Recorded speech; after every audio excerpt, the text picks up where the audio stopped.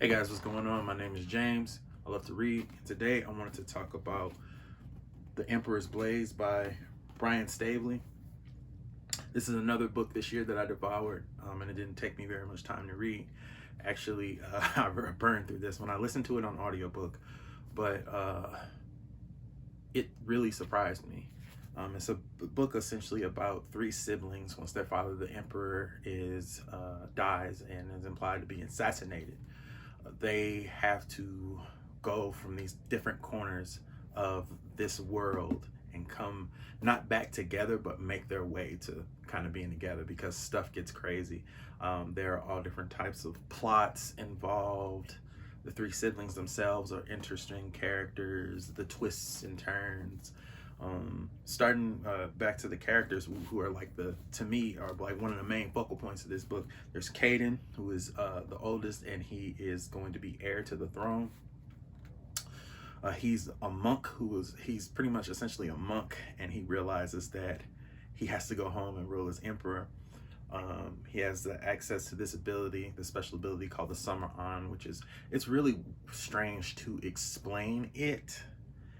From what I understand, like, you have a supreme memory, not necessarily a supreme memory, but you can pick out like small little details. It's very up in the air what the Summer On is, but when they go into the descriptions, they interest you enough, but they kind of don't really tell you too much about what the ability actually is and what it's supposed to be used for, until like kind of, I think they tell you a little bit in here and why it's so important, but like they don't give you, I don't remember very much about it. I just remember being perplexed but still interested, which is, this is a credit to Brian Staveley's writing ability. So there's Kaden, the oldest, who has that strange ability. He also has these golden eyes. I don't know what the significance of those is quite yet. There's Valyn, who is the soldier essentially. He is like working for this mercenary band, sort of. They fly like these huge birds.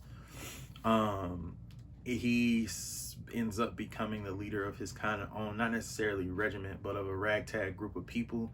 On top of trying to preserve himself and escape assassination plots. But he has to like stay on his toes, and he has to think about who he has around him.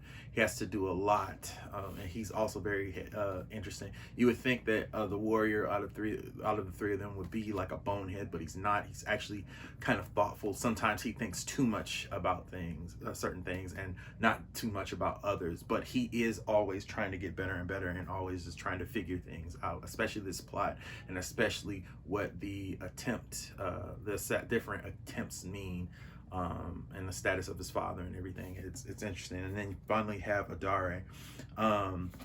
She's their sister who has learned how to politically navigate at the where their father was murdered back at home.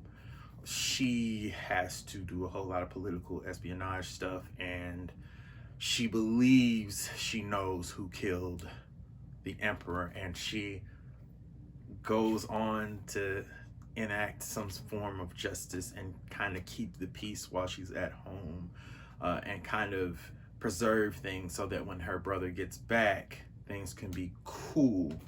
But there's more to that than meets the eye, and I cannot get into why because of serious spoiler reasons. But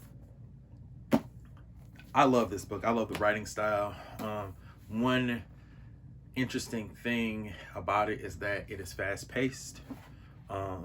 Staveley doesn't waste your time. He actually pulls you in and makes you ask more questions about the world at large and what the implications of certain events and things mean. He world builds very well, especially when it comes to like religion and lore and histories, and how all three of those kind of tie in together. He sort of lightly touches on that in here. There are so many notable, interesting characters, so many interesting concepts. Even the magic system, I don't even know how to describe it at this point. Characters can do things. There are people that can do magic called leeches. You can kind of tap into different sources and use them. And they were like hunted down and killed, but sometimes they are preserved and they run with certain people, and I don't want to get into too much of it, but it's interesting. It makes you ask more questions. I highly recommend this one. I know I say that pretty much for every book.